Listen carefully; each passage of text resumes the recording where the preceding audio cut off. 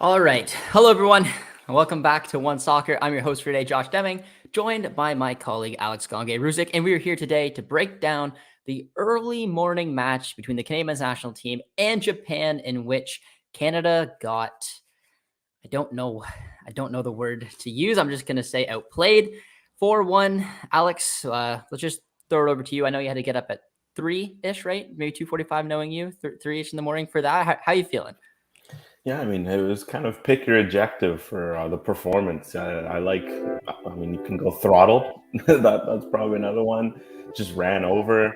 It was a rough performance from the Canadian men's national team. And I mean, first off, I guess let's just put it out there before we dive too much into the Canadian perspective, because at the end of the day, we're coming at this from a Canadian perspective. This is a Canadian channel. We're going to dissect Canada. Hat tip to Japan. Like, they've been in phenomenal form as of late. Kind of highlighted it in the run up to the game, at least, and I wrote about it in written form. They're a deep team. They're missing some of their best players in this camp, even in this squad on the day. And they're such a deep team. They play phenomenal, beautiful football, and it just shows with the performance that they put up. So no doubt this is a one where, look, the scoreline is probably, well, it's fair for Canada, but the scoreline's not necessarily the problem. Look, they did this to Germany. They've done this to Turkey. They've beaten the likes of Spain. They beat Germany twice. This is a good Japanese team. But for Canada, as we'll dive into, there were a lot of reasons why, maybe if there's a scenario where they lose like this and you're feeling happy about this performance. This was not the case. We'll probably dive into why. So I just wanted to put that out there, like, hat tip to Japan. They were fun to watch. I was enjoying some of the goals they were scoring, even if it was maybe a bit frustrating from a Canadian perspective to see how things were breaking down. Yeah, I'm sorry, just trying to adjust the background music for you guys here, and there we go, nice and easy in the background. Yeah, I think I want to start there, Alex, because I mean, I'm gonna bring up some of our takeaways that you and I always post out, not tweet out anymore, over on X, because the one trend I found is when I put out, which you didn't think that this would be such a huge issue, but I just put out the word effort. It looked like they just simply weren't up for it, and that opening 2 minutes was an onslaught. It was unbelievable. It's like they were in a different, time zone, that they didn't wake up feeling it, and it was just embarrassing. To their credit, after getting scored on, I thought Canada built their way back into the match. They were outpossessing Japan. They were creating chances. The penalty came up. It was a well-worked penalty, and then the penalty miss happened. So I want to start there. Just up until the penalty miss, Alex, do you kind of agree with what I'm saying? Is that it was a terrible start. You can't get around that. They weren't ready.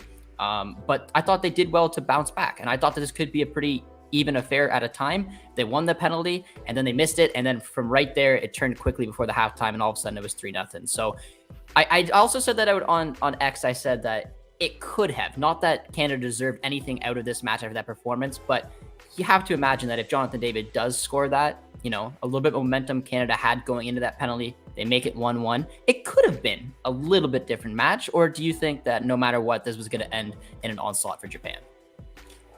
I think Japan was always gonna come out strong and be the team that kind of pushes the initiative. But I do agree that if that goal goes in, like, the game was on a knife's edge, especially for Canada. It felt like early on they were just one mistake away from getting conceded on. Turns out it was about 3 or 4 all in the one sequence.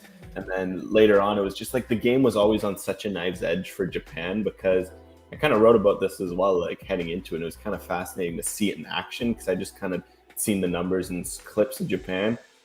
Like, they play such a unique system where they're technically gifted. They're very good in possession. They don't actually hold the ball all that much. They have this style where they get behind the ball very efficiently. Like, we saw it. It was a kind of a 4-4-2 press, but then as soon as Canada would beat the press, they drop back into a 5-3-2 and eliminate the wide areas. Like, it was fascinating tactically to see.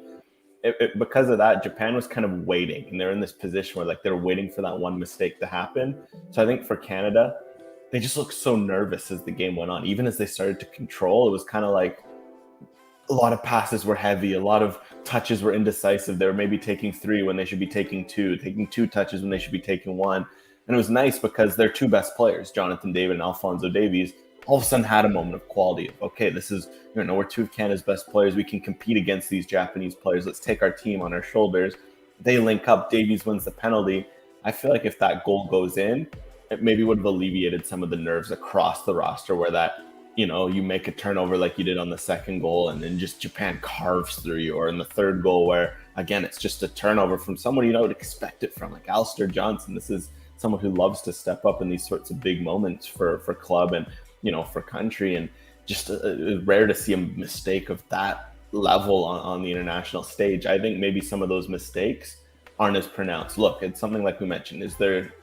If Canada's playing great, there's still a chance Japan scores 2 or 3. They're that good. They were carving Canada apart. But I think that penalty miss did just continue to add to the nerves, because I think Canada had nerves all game long. It felt like there's just, even minute 80, minute 85, you'd think they maybe would have settled down, but there's still heavy passes, heavy touches, and I don't know if that's rust. I wouldn't say so, considering most of these guys are still playing at the club level. Like, if anything, when you're not playing as much for the national team, you'd expect you to be a bit more maybe lost tactically, etc. But just the fact of things like heavy touches, like you mentioned, little effort moments where, you could hustle and win a ball back, but maybe you don't, or you turn over one of those balls on a heavy touch, and instead of just putting your head down, you maybe put your hands up in the air. I think there was a lot of moments like that was self-inflicted, and who knows, maybe that penalty goal goes in and that sort of confidence doesn't erode like it seemed to as the game went on for Canada.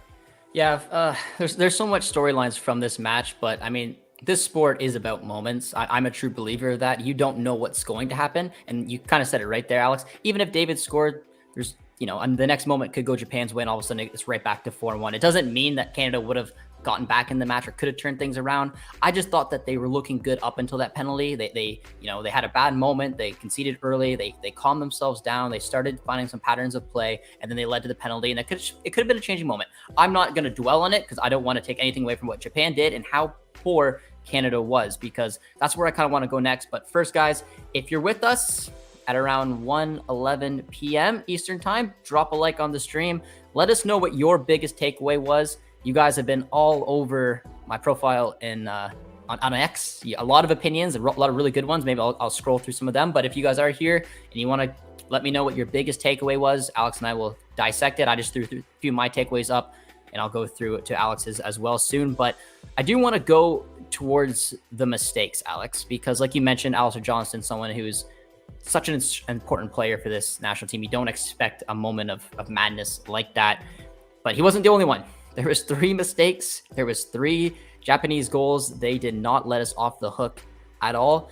And I don't know if I want to look deeper than just this match on itself, but I mean, do you think not having a window in September, the uncertainty off the pitch played any role into this, or do you not even want to focus on that and just focus on the fact that, these players were not up for it today and they got completely outperformed? Yeah, I'd probably say, again, it was one of those where I think there's a scenario, again, where you lose this game like this, but then you look at maybe the way they're playing, maybe where some of the breakdowns were happening, then you could be like, okay, maybe that lack of preparation hurts. Certainly it would have helped. I'm not at all. I'm not going to dispute that. You could tell that a team like Japan just has that extra chemistry, that extra form vibe about them, whereas Canada, at times felt like a team that hadn't shared the field in a long time. But also at the same time, I think it was a lot of the errors we saw. It's something where these guys are playing regularly for their clubs. They also, that's another thing as well, is that Canada rolled out such a veteran-heavy lineup. This is a lineup that's got a lot of familiarity with each other.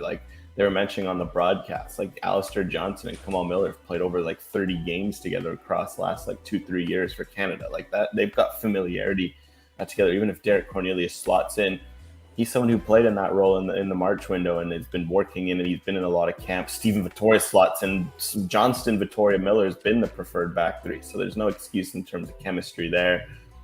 Certainly in midfield, Eustachio was missed, no doubt, but someone like Jonathan Osorio, he's been a regular. Ismail Kone, Samuel Piet as well. He's used to anchoring that 6. Alfonso Davies, Lucia Larea, Jonathan David Calderon. This is something where maybe if there were some new faces, if this was a new formation, yeah. But at the same time, that was kind of that's also the frustrating part. It feels like this would have been a great chance to try out a new formation, some new players, especially because it's a new coach coming in, a new interim coach. But it was, unfortunately, I guess you could say, a lot of what John Herdman does. And I say unfortunately because, as we mentioned earlier in this year, John Herdman was in the process of learning some lessons. It was some stuff where we talked about it after the Nations League final, for example. We wondered, okay, this back three kind of got exposed against the U.S. Could it be time for a change? Some of these players, could it be a time for a change in goal? Could it be a time for a change at the back? And it's just frustrating because I think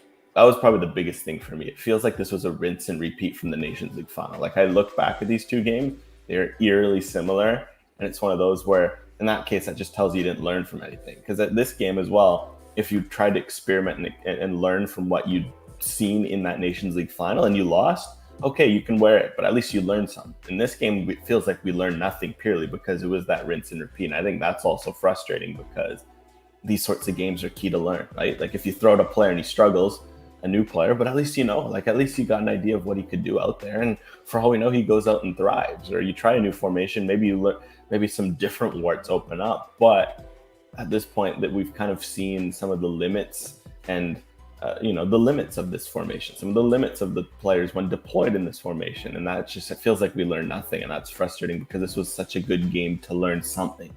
I agree. And this is where I want to get into this conversation, guys. So in the chat, give your guys' opinion because I really want to dive into this. I put a couple tweets out before this match that you guys were very engaged with and had strong opinions with, and Alex really just touched on it.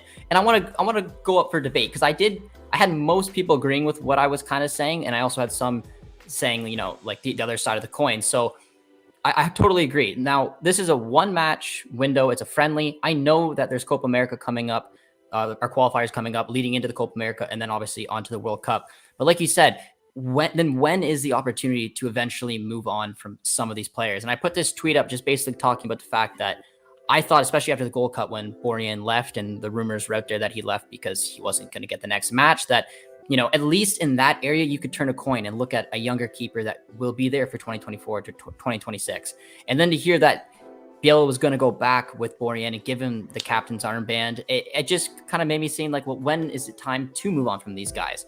And not to pick on Steven Vittoria, who's had a very poor start to his season so far, but I'm a big Derek Cornelius fan. I do not think Derek Cornelius had a great match. Don't get me wrong. I do not. But when this team is so athletic, it's so speedy, I don't know what went through his mind to bring on someone like Steven Vittoria, who immediately looked like he was not up to speed. He didn't have the pace in the middle of that back three to do anything to stop these Japanese players. He had like a 2-3 foot lead on a ball, and he just got completely outdone.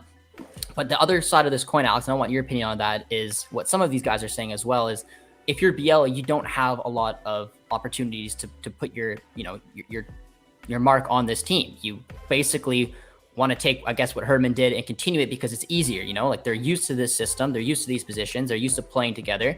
And to that, I say, well, it's a friendly. And guess what happened? He stuck to exactly what Herdman did in that rinse and repeat. And we got absolutely ran over. I know he threw in Derek Cornelius, which was great. But other than that, no Matthew Chouanier, who could have had a start. You played players who were completely out of form.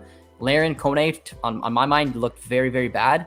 And it just looked like an opportunity where, if you lost 4-1, but you experimented and you had Dane in net and, you had Chouanier and maybe you said what you did what you said you were going to do and you played a 4-3-3. You played Davies at left back. You came out and said that you were going to try that and you didn't even bother. It didn't look like someone to me who is going to put their stamp. This looks like a Herdman Jr. on my mind. Nothing worked.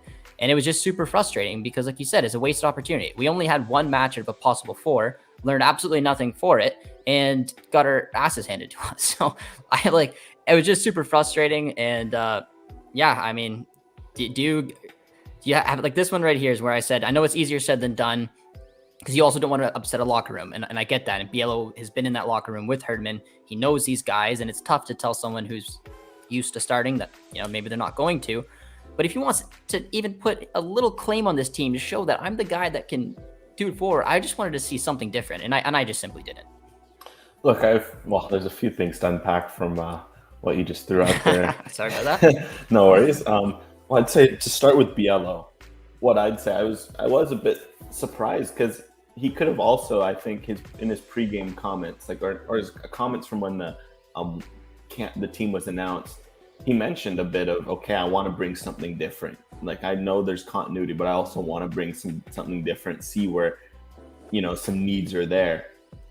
I think for it to then be the exact same with a lot of the exact same players, that for me is kind of like, look, if he was like, I just want to bring continuity, I don't want to, something like that. Maybe not say I don't want to rock the boat, because like you said, he's gunning for the job, no doubt. But I think if he said, look, my angle is I'm gunning for the job, but I also don't want, like, I want to bring some continuity, then it would have made sense. I just found it, so interesting that he said he was going to bring some of these changes, tweak some things, and then to run out the status quo. Because look, I get it from his perspective of not wanting to rock the boat. For example, like someone like Milan Borjan, who we know is a big personality. But look, the problem is with Milan Borjan, I'll say it, it's not so much Milan Borjan, what he brings to the table. It's just what he brings to the table relative to what Canada is asking for him. If the idea was kind of go back to what you're doing during a lot of World Cup qualifying, when Milan Borjan put up some phenomenal numbers, what was he doing? It was keep Milan Borjan on his line. Whenever he gets the ball, he goes along and you try to win the second ball off of him, and you just simplify his game. Right now, with how Canada's trying to play, they're trying to build out the back. Every goal kick, they're trying to put bodies in the box. They're trying to play a more modern style where you want your keeper off his line, sweeping a bit, etc. You want him to get touches on the ball. Milan Borjan had 49% passing in the first half. That's not a knock. That's just the kind of goalkeeper he is. He's more of an old school, kick it long, stay on his line, and there's moments where he's struggling with that. Now that's the thing where I'm like, you look at, if you compare the goalkeepers, it's relatively, maybe you could argue it is close. Maybe I'd argue that St. Clair and Crépeau are ahead in my opinion. But if someone were to argue with me that Borjan is close to them, I wouldn't disagree in terms of shot stopping. But Canada wants to be a modern front foot, possession-oriented team, a team that can play that modern style of football. Someone like Borjan just isn't up to that side of the game, and I think that's something where, look, if Bielsa was going to keep Borjan as your captain, then why continue to put him in a system that's set up to fail for him? It's also like it's hurting Borjan at that state too, and it's something like Vittoria, like you mentioned. Like the fact that he's come in, we know Vittoria's got his foot speed's an issue. That's why Canada during the entire World Cup qualifiers dropped their line back. Like to start, when Herdman came in, Herdman was like, all right, we're going to go high line. It's like the 4-1 loss to US. Why was that? Because Canada was playing a high line. They realized, ooh, that's not going to work if we're going to make a World Cup. That line dropped back about 10, 15 feet. Vittoria thrived during qualifiers. You look at the line they played in this game. The line was at half, and for him to come into that game, it's just like, why? It's like you said, you're not helping Vittoria either as a coach. It's almost like, I get wanting to lean on your vets. Well, if you're going to lean on your vets, at least make it easy for them. So I think that's what, for me, been the frustrating part, because I think we also saw this at the Nations League final, and we've seen this at the World Cup. Canada's kind of stuck in two minds in between, all right, here's a tactical way of wanting to play a modern style of play. Let's really try to employ it. 3 at the back. It's a modern formation. It's a great formation, in my opinion, when working at its best. But then you're asking some players that just don't suit it. You're asking a lot of guys. You're not putting them in their positions where it's like, okay, if you're going to play a back three, make some of those hard decisions, like put in a Dane St. Clair who might suit it more. Or, yeah, okay, maybe a Moise Bombito. He's got like 3 caps for the national team or whatever it is, 4 caps. But at least he's got the physical traits to play in a system like this. He's got the technical ability. Why not let him go out and learn? Because the thing is, too, if Borjan and Vittoria are making these same mistakes, that part of it, I guess you could argue, is not their fault. Like, Vittoria's not going to learn how to run faster in a day. That's just, the unfortunate reality. At least if someone like Bombito gets burned or something like that, you can argue he's going to learn from it. So I think that's kind of frustrating that they're kind of stuck in between this mind of wanting to accelerate their game and learn from it, but then a lot of these guys, they're learning lessons where either they just can't learn from it because limitations that are beyond their control, or it's just clear that it's not suited to their style of play. Yeah, I agree with everything you said, and I totally understand both sides. And the guys in the studio today were talking about how, it's not a surprise. Like KJ was talking about how it's not a surprise to see Borjan in net. And I get that point of view. Like, he is experienced. He is in good form with his club. And it's just simply not rocking the boat. But again, I go back to what you said, Alex. It just doesn't really fit the style of play. I think Maxime Crépeau is the perfect style. I think that he's the type of guy that needs to come in here. I like Dane, especially because of his age, but I still think in just the style of keeper that this national team could probably benefit the most from is Crépeau. And then, and like everything else, like even like someone like Matthew Chenier, who I thought there was a little chance that maybe he'd start over Osorio, but I mean, Osorio, Kone, Larin, not that Zori's in terrible form for TFC, but I mean, Kone is not playing much. Neither is Laren. It both was on full display there. And I kind of want to lean towards that midfield now a little bit because I talked about it before the window started. I mean, I'm not the only one who would notice it, but the 6 depth, Alex, it has to be a major concern. Not that, I mean, Stefan Eustachio, in my opinion, he is a 6. He can play and he can play it beautifully, but he can also be an 8. So even if we had like a true number 6, I even think that would suit Steph to be a little bit better going forward a little bit, because instead of being that deep lying playmaker. But when he's not in the squad, it is scary. It truly is. And nothing against Samuel Piet, but he was kind of the next man up as a true number 6. And when he went off, all of a sudden you kind of saw a 3-4-1-2. Hoylett kind of came in as a cam, and you had Harry Payton and Chouanier playing almost like a double pivot kind of thing. They're playing very, very deep, not to their, like, that's not what either one of them play. I'd say that Chouanier is an 8, and I would honestly say Payton's probably an 8 as well. And I just don't know where to turn from there. And I didn't want to see someone like Bombito come in as a 6 again. But it's very scary, because if one thing happened to Stefan Eustachio, it seems like this midfield just would fall apart. Because that, for me, and let me know in the chat, guys, what worries you more after today's performance, which is gonna be tough, the midfield or the defense? Because there's a lot of, I think the midfield got outrun quite a bit and left a lot of space for the Japanese to attack, but the back line was making mistakes that, I don't know. So what do you think, Alex? Out of those two, which one worried you more today, the midfield or the defense? Both were not great, but I'm curious to see where your mind's at. I just feel like it's all connected. That's what I would say. The simple answer that can I say both? Like, for anything, I could argue it started with the wingbacks. For example, it felt like Luray and Davies were pushing very high forward, very aggressive. But then, sometimes, like, you look on the first goal, for example, where Davies wasn't able to get back and he kind of left that space for that run in behind that kind of led to everything. There were just a lot of moments like that on both sides from wide areas. There's also moments of the midfield being too caught forward. There's also moments where the back three was just way too stretched out and there was just gap. It was just gap after gap in the back line. So I'd say it was all kind of connected. But to go to the midfield point, because, I mean, again, we know the shortcomings that are there with the back line. In terms of as it's currently structured, especially in this formation. So, I mean, that's not much of a secret.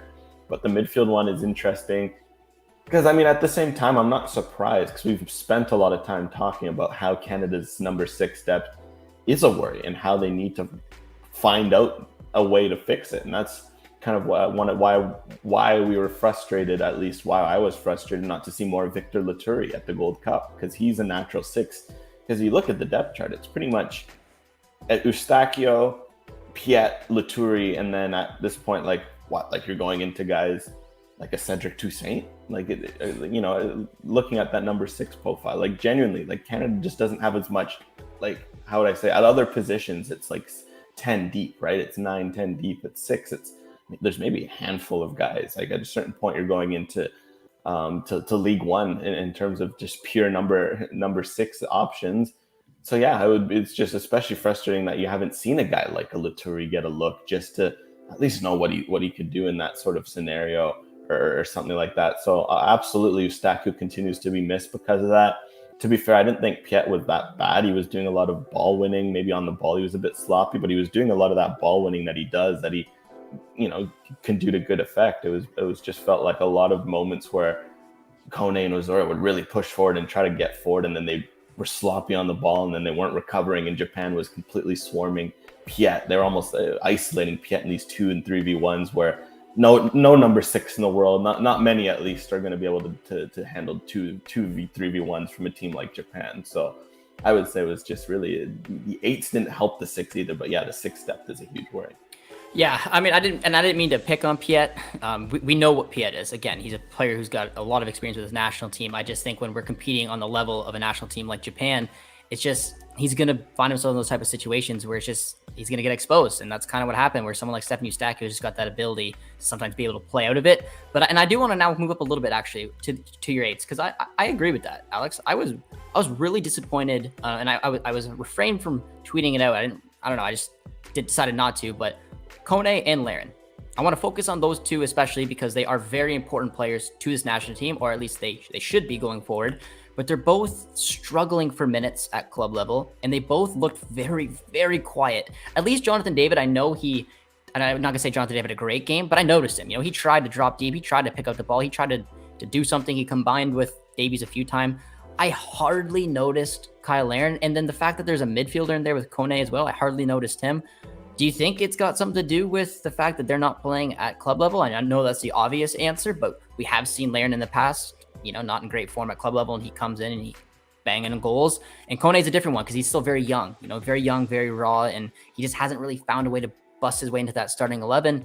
And when you have someone like Matthew Choinière, who got this call up finally, well-deserved, is playing a ton and is in great form, do you think it's, because we've seen Herman get caught in this situation where the player that's in form doesn't get the start over the player who maybe it's just the higher, the prettier name, the higher profile. What's your thoughts there? Do you think it was the right call? Because I can't, at the end of the day, look at BL and be like, why did you start Kone and Larin? But those two really stuck out to me today. Well, I'd say to Kone, I would disagree on Kone, just because over the last few weeks, his minutes have been inconsistent, but he has played, and he's actually had, I think, like a good 2 or 3 performances where he was really good. There was one, I think, against Birmingham I watched off the bench, I want to say, where he looked like sharp and he looked like Kone. And I wonder with him, it was just a mix of, also you have to remember like the level of that Japanese midfield, like just the caliber of the guys they were going up against, especially with someone like Kone that he didn't have an Eustachio beside him. Like basically all this, I would agree that he was sloppy and it was uncharacteristic, no doubt. But I think there was more to it as well with Kone. Like I wasn't just looking at Kone and be like, oh, he's struggling, period. Like it was more like he's struggling, but it's also what's going on around him. So I'd say if anything for the Choinière debate, I'd probably look more at like an Osorio, say, just because again, we look at the number 6 depth. There isn't a lot of number 6 depth. Samuel Piet's been playing solidly for Montreal. That was probably the right, at least safe call on that regard. But yeah, you can at least look at someone like an Osorio who, yeah, he's been scoring some goals as of late, but overall, the body of work, Choinière's overall performances, what the energy, everything he's bringing, you'd argue. I mean, it's not a hard argument. You'd put Choinière over Osorio in form, and there's one where you could certainly have that debate, and maybe having a Choinière beside a Kone could have helped Kone, just having that, that runner, someone who can offer a bit of support. Not to say Osorio wasn't, but it just felt like Osorio kept drifting out of the game, and that was a big change when you saw Choinière come in. Like he was in the game. You could feel it. He was getting in and dropping in and trying to impose himself. So that's what I'd say about the midfield. I'd say it was more nuanced than just looking at Kone's particular. It just feels like maybe Kone suffered the most because of what we saw in the midfield. As for Larin, though, it is an important question because, look, his form is a worry. Not, it's unlike someone like a Kone where I can say, okay, he's shown some flashes over the last few weeks or a month. Larin's just he's struggling, right? Like it's fair to say, just that, his coach has been calling him out. He hasn't been able to start despite being a big money move, and it shows because I think with Larin during qualifiers, yeah, he had a few quiet games during qualifiers where he maybe doesn't do as much, but he still scores. But then he'd also shown a lot of growth, I think, by the end of qualifiers to really get involved in games, play 1-2s, drop in, be mobile. Make himself a nuisance to defenders, someone you have to track, someone you have to step up, someone who will run at you and put you under pressure. It just kind of felt like I saw none of that from Larin. It was kind of just like, almost like going through the motions, you'd say. Like you're just kind of there as a number 9, kind of leading the line, but you're not really, like you mentioned, David was trying. Like, yeah, it wasn't always coming off. Yeah, there's some touches he'll want back, but there was that just effort to move around and be annoying for defenders. And yeah, with Larin, it's kind of just like at that point, is you see especially Canada's struggling to build up.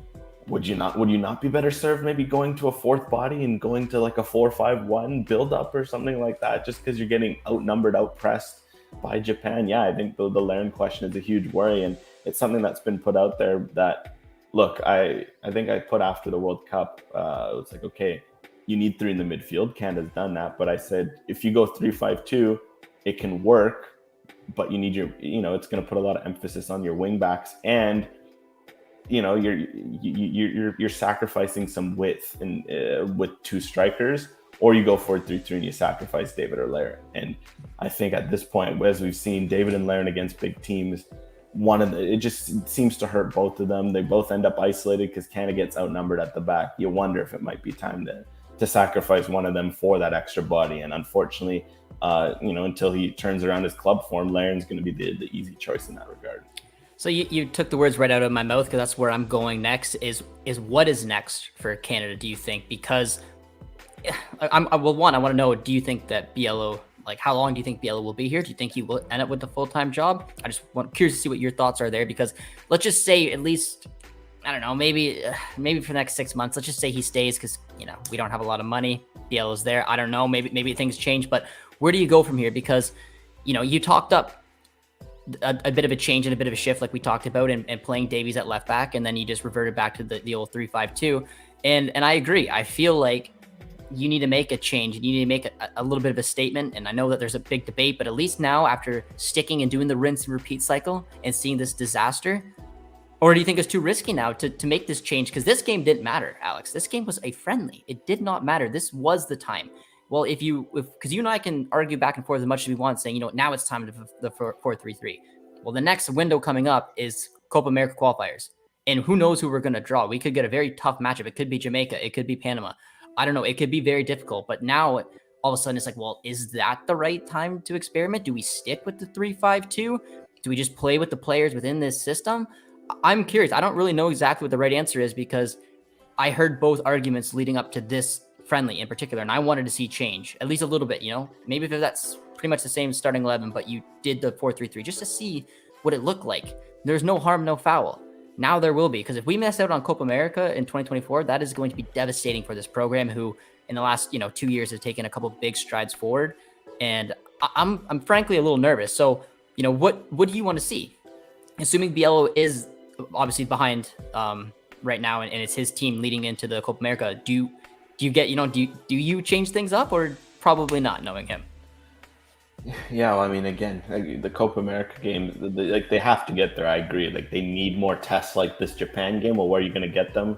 Copa America is one of the easy answers, if other than friendlies before then and whatnot. So, to answer your question specifically, I struggle to see, because for me, there was one point. Look, to start the game, I understand maybe wanting to go with some of the regulars, like we mentioned. You go with more of the formation that you're used to. Fine, like, that's not a problem, like, in the sense that, especially as Biello, he wants that familiarity. Your team hasn't played in a while, you run out the same group, that's fine. What I was really surprised by, through 45 minutes, you're struggling. Like, you're struggling. There's no other way to put it. Like, Japan is all over you. You are making self-inflicted wounds. This isn't one where you head into half like, okay, we played well, 3-0 feels harsh. Like, that happens sometimes, right? It's football. Japan's a good team. No, it was, you're at halftime sitting there like, that was borderline awful. It was awful. And then what do?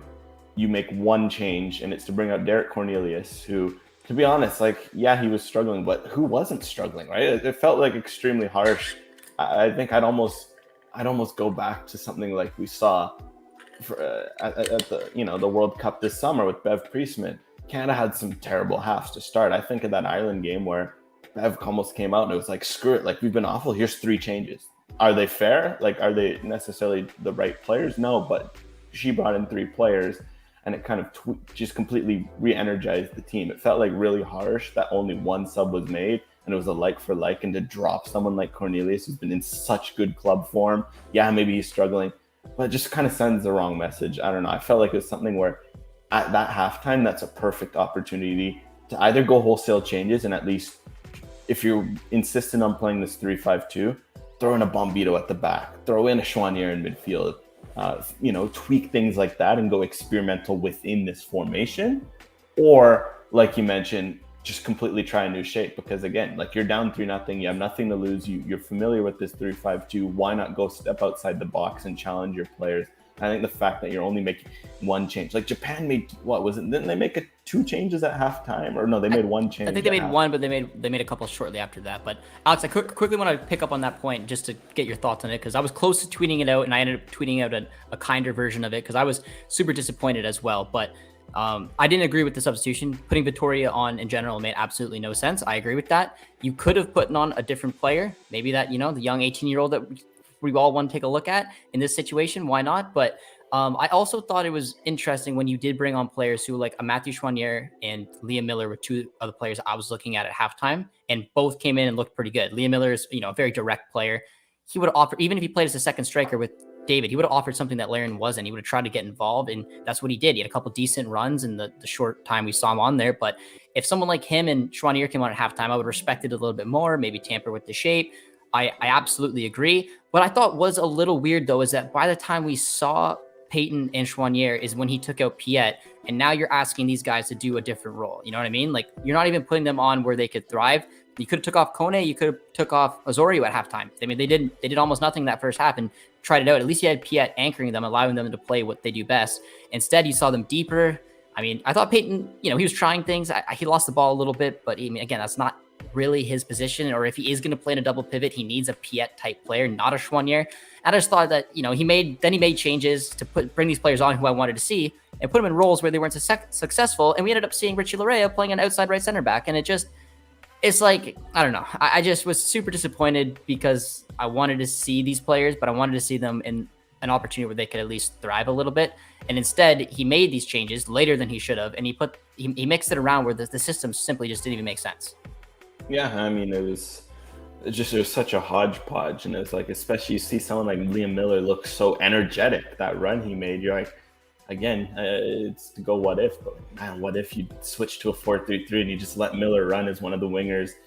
You picked whoever else you wanted as the other winger, and you let loose. You tried something, right? Like, it was just little things like that kind of adds up. But yeah, I think it just felt all too safe and cautious. Like, it felt like, and yeah, that's a worry, like you mentioned, because you literally have nothing to lose. Like, I think at that point you're down 3-0 to Japan. Like, if you go out and try a new formation and you lose 4 or 5-0, again, at least we would have learned something. I think that's the frustrating part because, yeah, now it's two-legged qualifiers. You play the first leg away to go to Copa America.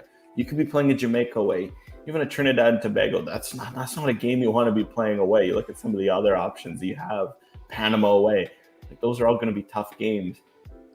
Like, it's just the margins are going to be so fine, and there's going to be no time to experiment then. And yeah, no, I think it's one of those where it was just all too safe. That was kind of the point it summed up. Really, the second half, when I saw the Vittoria for Cornelius change, it was just kind of like, well, this half's just going to be more of the same of the first half. And again, the first half, I didn't really learn anything that we didn't already know. And the second half, we didn't learn anything that we didn't know other than, Schwanier looks like he could be someone to help this national team.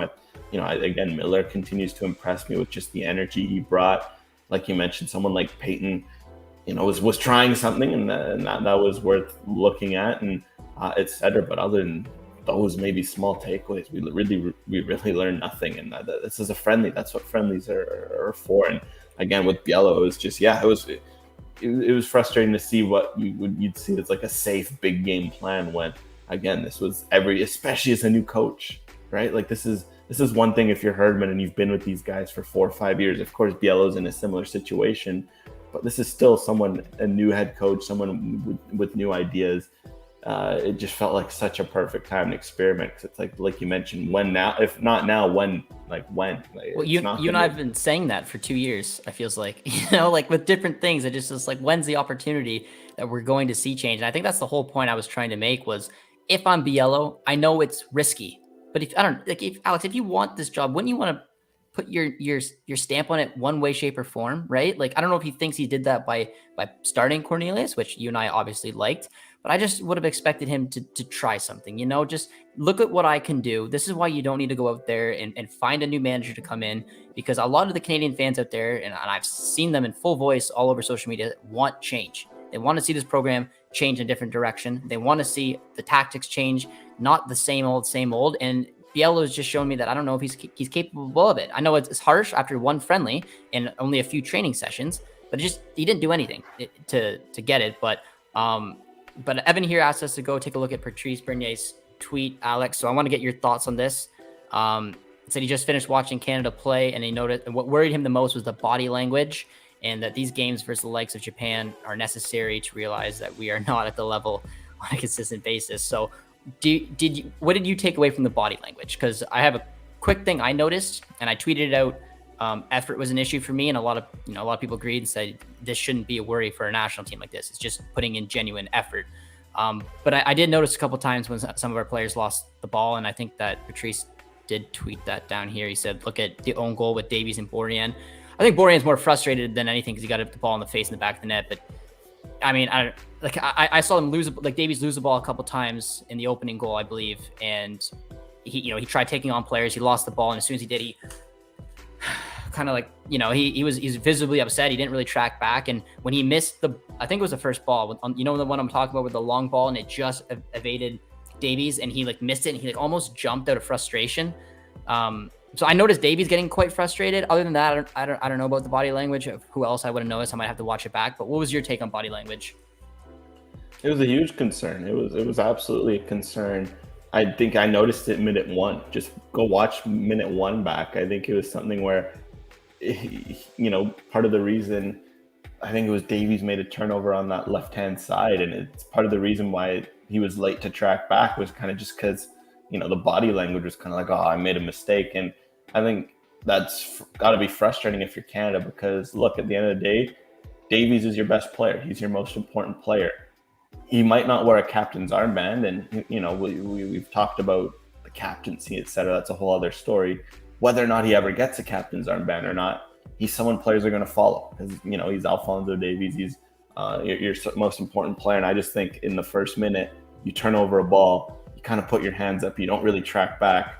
Especially because, okay, look, sometimes maybe if that's just, some part of his game that you see at Bayern, you could be like, all right, fair enough. He's working on it. That's just, maybe his natural personality. You see him lose the ball at Bayern. It is head down. You run, you get behind the ball, you make a tackle, you put your hand up and you move on to the next play. And I think that's the big thing where you don't see that at Bayern from someone like an Alphonso Davies where, mistakes happen. He goes out and recovers. And I think just seeing that, it kind of almost, it feels like just seeing like that naturally will rub off on the team when someone like a Davies is a key leader, right? Like he's a huge leader. So yeah, the body language was a concern. I just point out Davies specifically because it was a very noticeable one, I think, early in the game. And then of course on the own goal, because again, the own goal for Davies was horrifically unlucky. Like the ball took a horrible bounce off the grass and he puts it in. As you could just go up to Milan and say, look, sorry, put my hand up. Like it's something where even if you feel like you're unlucky, right? Like it's something where you could just galvanize. Like you even go grab the ball. Like, look, like we made a mistake. Let's just go. Let's get after it.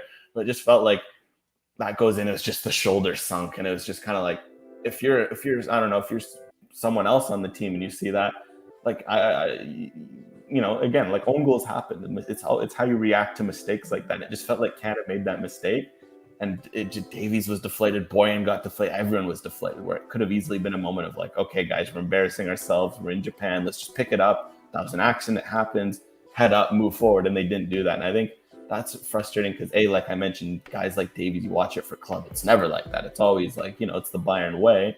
And then especially because this Canadian team in general, part of the reason why they became so good and so hard to beat in qualifying was because they had that togetherness of, when they'd make mistakes, they would just go win the ball back. Or if they did let in an early goal like they did against Panama at BMO Field in 2021, head down, let's just go after it. Let's turn things up a notch. Let's be, annoying. Let's be relentless. Let's not get after each other. Let's pick each other up. And yeah, when moments like this start to seep in, it's kind of like, yeah, it's just not, especially because a team like Japan's going to expose you. So no, I was 100% worried about the body language. And it's not surprising to see someone like Patrice pointed out because he's, it's someone who's played at the highest level and, he's watched a lot of games in his life, and I would 100% echo his assessment. Now, from the mentality of this national team, I'm not meaning to take it back to the penalty because I just want everyone to be very clear. I want Jonathan David to stay on penalties. I don't think this needs to be up for debate. It was unlucky. I think the guys in the studio did a very good job of kind of breaking it down and showing, where he was going to go. He waited for the keeper to move. He put it down the middle. It was a very, very good save. I don't think that changes anything. It's just the fact that this is now becoming a trend. And that's where this, the body language and the mentality and the mental strength of this national team, I want to come back to, because right off the get-go, the atmosphere was incredible. They got the early lead, and we looked absolutely all over the place. That first goal was laughable, the way that we had, was it 3 or 4 times that we could clear the ball, and we're just whiffing it. And that's why, I love Derek Cornelius, and I was excited for him, but not a good moment. And the ball went in the back of the net.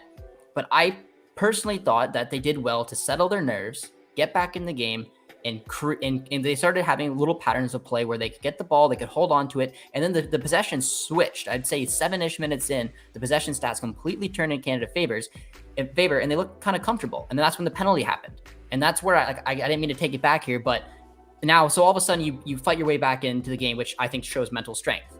But then you miss the penalty. And from there, the second goal comes in, and then I think that's the moment. So I don't know if it's missing the penalty or mixed in with the fact that we conceded the second goal. But right from there, that's when I started noticing like the body language completely falling off, and then the effort I just don't even think was really there for the rest of the game. And it's tough because when you're going to go into this next round, when, like you said, Alex, traveling to some very difficult places to be. How is this mental strength going to come through if you're going to get frustrated over little things like that? Yes, yeah, especially because again, like I know this is a friendly, but this is also like, yeah, I don't know. It's just it's worrying on so many fronts because also you could argue like this is a new head coach.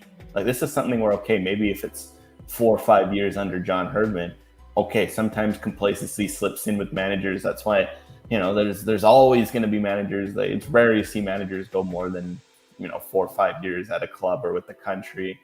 But the fact that this is especially, brand new with Biello, I guess this also, it's something to watch out for. And I mean, I guess we'd have to see if a completely new voice came in, what things would look like but yeah, you can almost argue that it just feels like complacency is setting in amongst this team, right? Is that unfair to say? It feels like complacency set in after, qualifying for the World Cup and making it to the World Cup. It's almost kind of like, I don't know if it was just such a climb that the come down has been rough just because, I mean, like let's admit it, there's so many fun highs during that journey. Like you're going away to teams and you have this mentality of, oh, we haven't done this in 36 years. And I don't know, maybe if it's because you've already booked your spot for 2026, so you don't have that, fear of losing your spot at that World Cup, etc.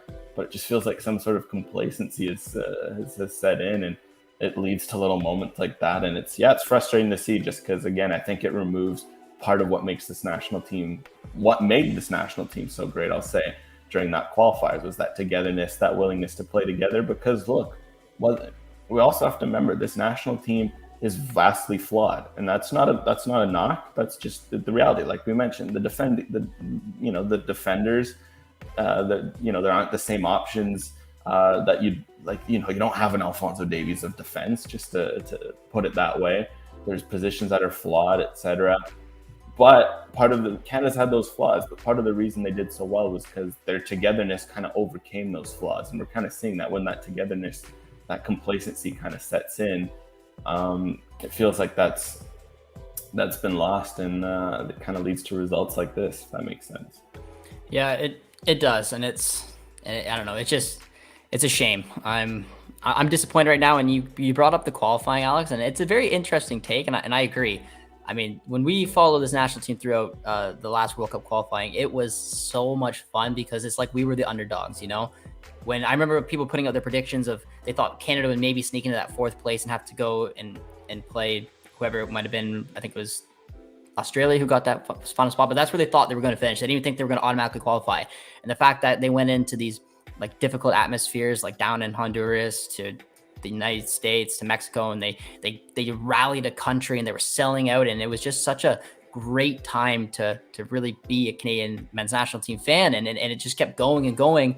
And then it's almost like once we hit the World Cup and went, that missed penalty from Davies is just like woo, and then it just went right down from there, and it's been really tough for them to bounce back. And I agree. I don't know if that brotherhood kind of spirit is falling off a little bit. I mean, I know that the frustrations from outside has been taking a toll on the players. We saw it with the women as well. And I know you and I don't talk about it a lot because that's not the funnest part of this is to focus what's going on the pitch. But, maybe it is finally taking a toll. I mean, like Herdman left. Yeah, there's probably countless reasons we don't know about, but obviously frustrations as well there with him walking away. And then the players who had their frustrations, maybe that cohesion that brought them together is slowly getting kind of punched out of them. I don't know. I don't want to look for outside factors because I thought what they did on the pitch was just simply not good enough. But there's something's going on, or just football's changing a little bit where they're not adapting to the right situation. There's a lot of different reasons behind it, Alex, but I am a little worried about who we're going to potentially play next. And And I wouldn't want to be around here if we end up missing out on the Copa America.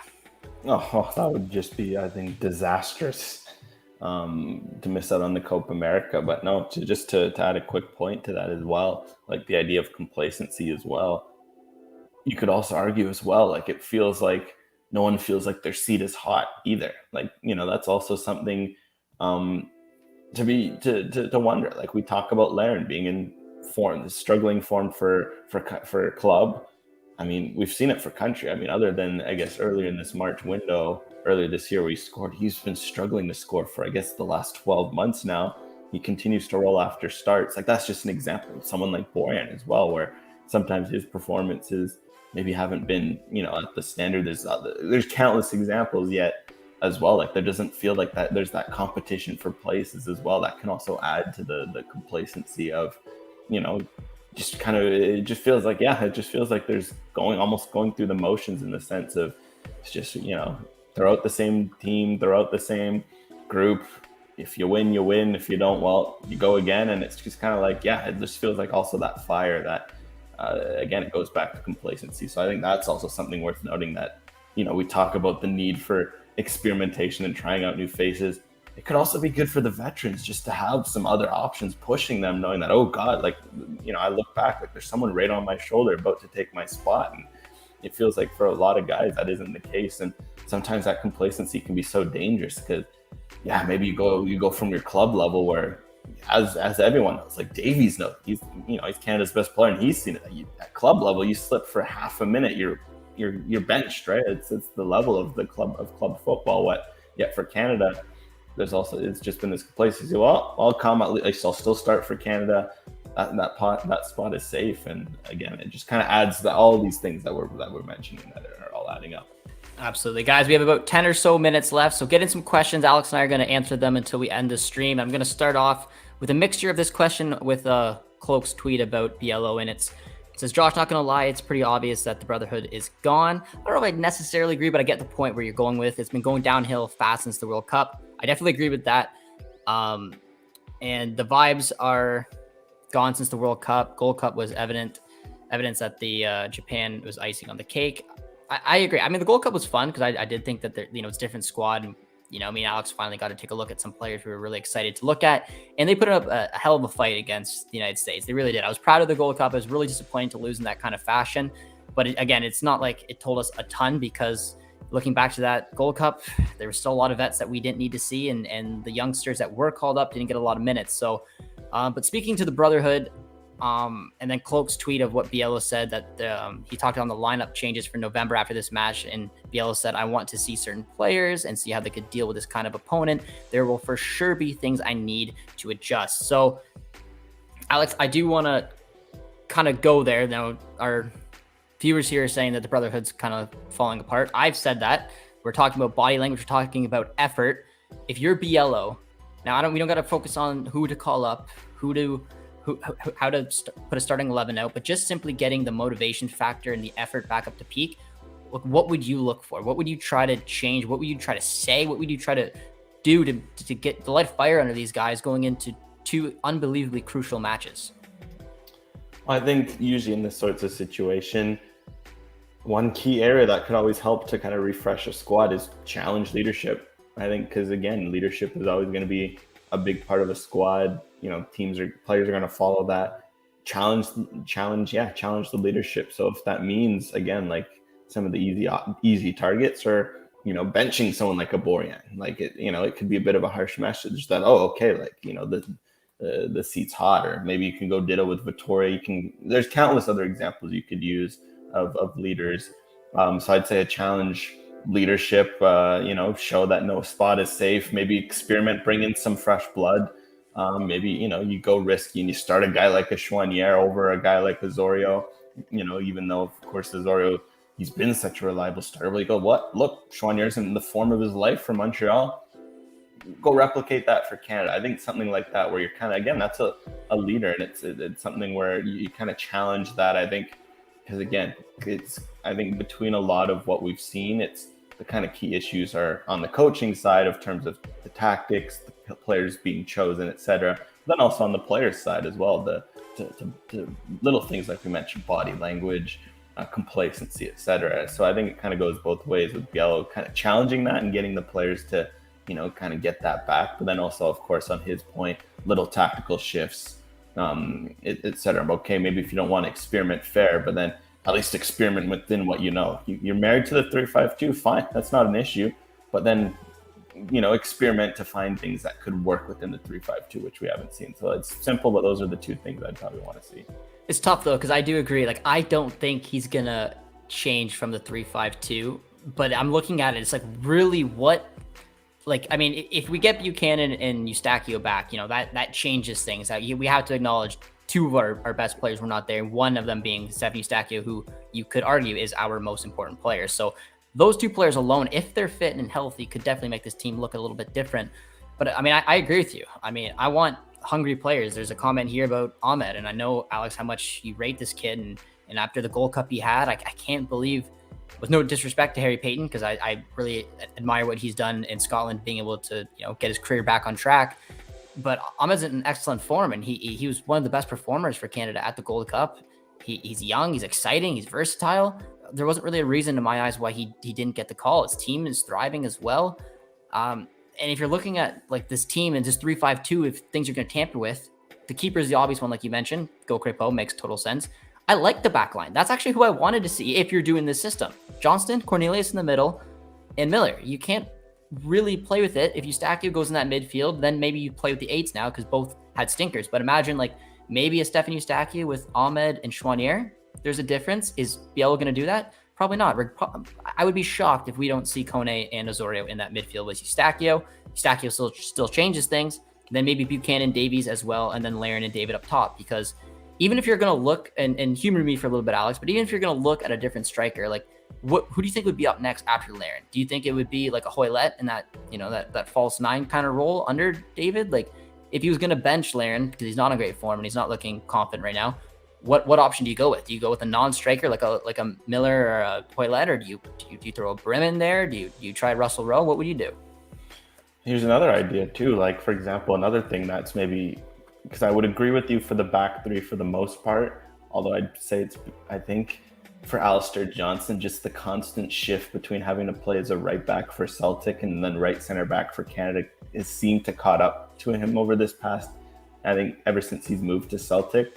You could also argue I'd move, again, you could try things, maybe move Johnson to a wing back role like he did for Montreal, find someone, experiment at that right center back position. If it's a Bombito, I think Bombito would make a lot of sense. If not, like, you got a Zator, of course, is still around, etc. And then maybe you try Tejan Buchanan up front. That's a role he maybe it's something where if David keeps dropping in and maybe get a bit more of a direct in behind threat with someone like a Buchanan. Yeah, it's a bit unconventional, but again, it's something where you kind of have to look at any and all solutions, and maybe that could be a way for you to get both Johnson and Buchanan on the field, but maybe push Johnson higher up the field in a bit more of a familiar role with Celtic, because I think that could also help the back line as well. So I'm going to give you an intriguing 4-3-3. Now, guys, it's for fun. It's for fun. Alex and I like the 4-3-3.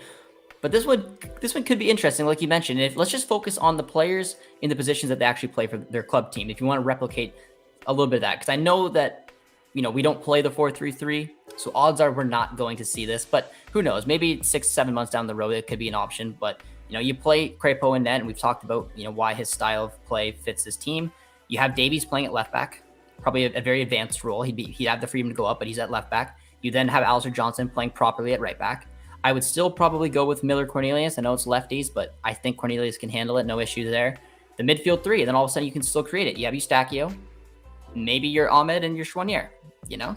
It's a very active, very mobile midfield, and then you have your front 3, and all of a sudden you have Buchanan as a right wing role.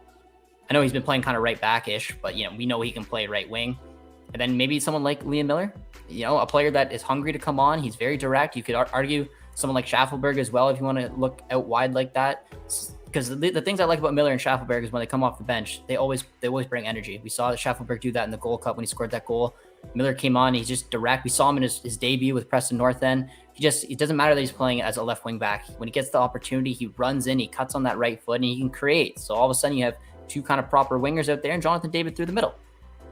makes somewhat sense to me. I know on paper it does at least, but I just think there's going to be some hesitation for BL to want to move away from the 3-5-2, knowing how important this next window is. And that's why I kind of thought this was the opportunity to do it. Yeah, I like that formation. There's options as well. You could at center back as well. You could experiment alongside a Cornelius with a Bombito, with a McNaughton when healthy, because he plays in a back four for Nashville. Joel Waterman as well. Like, you have options to experiment with there. You could also do something where you maybe go Eustachio Kone and you pick between Shwanier Ahmed. What you could also do is, if maybe it's something where you go to a bit more of a 4-man midfield, knowing that Davies is going to push up so high, and you maybe go screw it. Like, at this point against top teams, midfield battles win games. Go nuclear. Go Eustachio, Kone, Shwanier, and Ahmed all together, and have kind of Davies, kind of fill in on the left with a David Buchanan. Those are all options. And then even within the 3-5-2, again, if you're going to stick to 3-5-2, go Crepeau and goal, like you mentioned, or St. Clair. I think either or provides value. You can do a back three of a Miller, Cornelius, try a Waterman, maybe try McNaughton, maybe try Bombito. Like I mentioned, try and put Johnson in more of a right wing back position with Davies. You go for that midfield three, like I mentioned, Eustachio, Kone, take your pick between Shwanier, Ahmed based on form. And then up front, like, you could experiment with the David Buchanan. If you want Buchanan to be a super sub, maybe you try David. Heck, Colin Ugbo, because we've been calling for a while that he's a number 9, right? Like, for better for worse, he's a proper number 9. And at times, David and Laren love to drift off, because they're not true like out and out back to goal number 9s. They're both more closer to false 9s. Maybe you try an Ike Ugbo up front, something like that. But yeah, no, I think there'd be options within both formations. But yeah, like we mentioned, it's just, is there going to be that experimentation?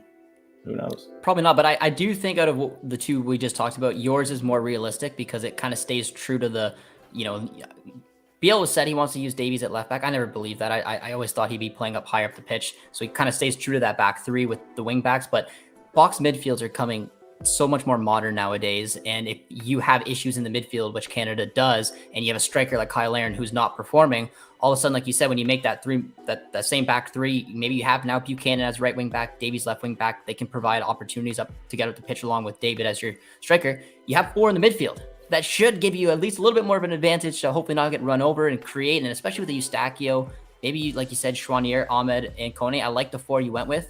You could, even if you wanted to get a little creativity, maybe swap one of them out for Hoylett as a player that can play up there, probably with like a Shwanier, and then you have Kone and Eustachio as your kind of your 2 central-ish midfielders. Eustachio will be a little bit deeper, but I like that idea. I've played with the idea of a box midfield a few times. We haven't seen it, but it makes sense, especially when you're looking at the issues, because your back three, I guess, is intact. Wing backs pack that midfield, and then hopefully Jonathan David can create.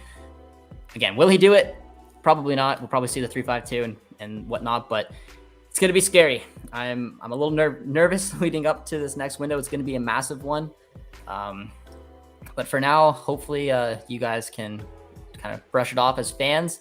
I did drop some F-bombs after that penalty miss, I'm not going to lie, and I just had a bad feeling leading for the rest of the game. And it was pure frustration, and I took to X on that. But Alex, any closing thoughts before we go here?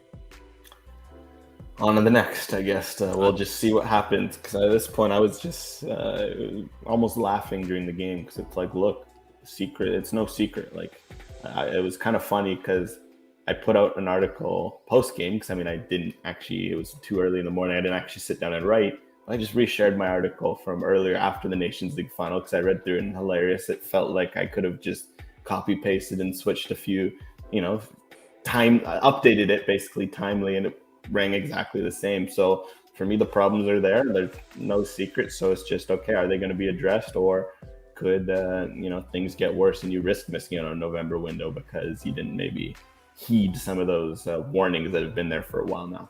Yep, absolutely. We'll be back, Alex, you and I, a lot of content still coming up on OneSoccer, Canadian Premier League playoffs. So keep an eye on that. It's going to be a lot of fun, very exciting playoff format this year. And then, we got some other big events coming up, and we're back with the men's national team for November. crazy important matchups, a little nerve-wracking, and hopefully we'll have a better experience this time because, yeah, for me, the breaking point was that fourth goal. The way they made it look so easy, scored so early into the half after the one substitution that I did not like. I just about lost it. And Alex went back to bed because the poor man was up at 3:30 or 2:45 to watch this, so credit to him. Big thank you guys for tuning in for the match on OneSoccer if you guys watched it, and obviously for this Q&A afterwards. We love doing these. We're excited to do them again after every men's national team and women's national team match, maybe for some CPL. We don't know. We'll see how the playoffs go, but thank you guys so much for tuning in. Be sure to drop a like on your way out, drop a sub if you're new, and we'll see you soon. Cheers, friends.